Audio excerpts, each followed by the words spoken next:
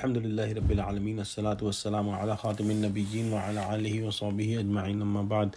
A'udhu billahi minash shaitanir rajim. Bismillahir rahmanir rahim. Qala Allah ta'ala fi Surah An-Nisa. وَيَسْتَفْتُونَكَ فِي النِّسَاءِ قُلِ اللَّهُ يُفْتِيكُمْ فِيهِنَّ وَمَا يُتْلَى عَلَيْكُمْ فِي الْكِتَابِ فِي يَتَامَى النِّسَاءِ اللَّاتِي لَا تُؤْتُونَهُنَّ ما كتب لهن وترغبون أن تنكحوهن والمستضعفين من الولدان وأن تقوموا لليتامى بالقسط وما تفعلوا من خير فإن الله كان به عليما. Translation: They ask you legal ruling about women. Say Allah gives you ruling decision about them and about that what has been recited to you in the book concerning orphan girls and those to whom you do not give their due rights, meher, and yet you desired to marry them. And he also instruct you about the rights of oppressed weak among children, and that you must do justice in rights of orphans.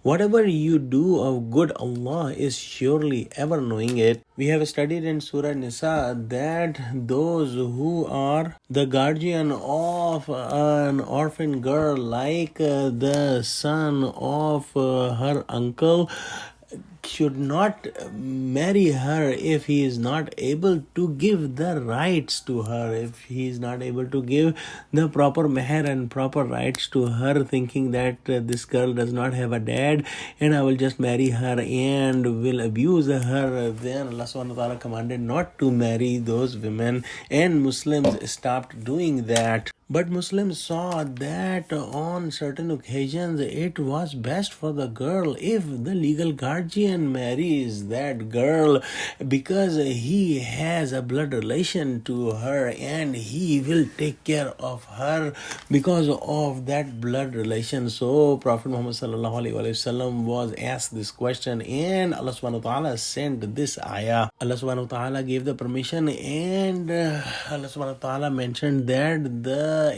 prohibition was in the situation if somebody is marrying an orphan girl and not giving her rights. So if somebody is marrying her and giving her rights, even if he is the guardian of that girl, this is permissible. In the Arab society, it was common that the Arabs did not give the rights to the orphans, they did not give the rights to the women and children, and they used to say that the inheritance should be given those who can fight with the enemy and who can bring the booty of the war after fighting with the enemy. Since children and women cannot do it, that's why they would not give inheritance to them. Also, what happened that the guardians would marry an orphan girl and would not give her due rights, and Allah subhanahu wa ta'ala mentioned that if you are marrying her, you must give them their due rights. In front of the commandments of Allah, there is no logic, there is no societal norms, there is no tradition of the family, no nothing is in front of Allah subhanahu wa ta'ala's laws. And that's exactly what the companion of Prophet Muhammad sallallahu alaihi wasallam did, that whenever any ayah came about anything, they just followed that commandment. The leaders of the Arab came to Prophet Muhammad sallallahu alaihi wasallam and said that we heard that you are going to give inheritance to the daughters and to the sisters. Allah subhanahu wa ta'ala's Prophet sallallahu alaihi wasallam said, yes, then this is the law of Allah subhanahu wa ta'ala.